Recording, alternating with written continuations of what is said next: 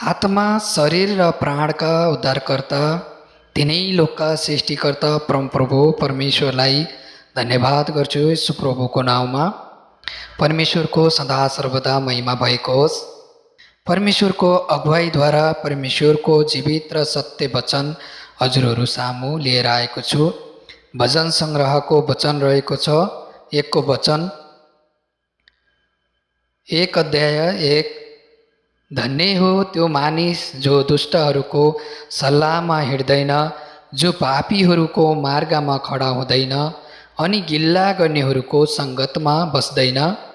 2 को वचन तर परमप्रभुको व्यवस्थामा नै त्यो खुसी रहन्छ र त्यसले दिनरात उहाँकै व्यवस्थामा मनन गर्छ। 3 को वचन त्यो खोलाको किनारमा रोपेको बोट जस्तै हुन्छ, जसले आफ्नो ऋतुमा फल दिन्छ अनि जसको पात कहिल्यै ओइलाउँदैन। त्यसले जे पनि गर्दछ त्यसमा त्यो सफल हुन्छ। आमेन।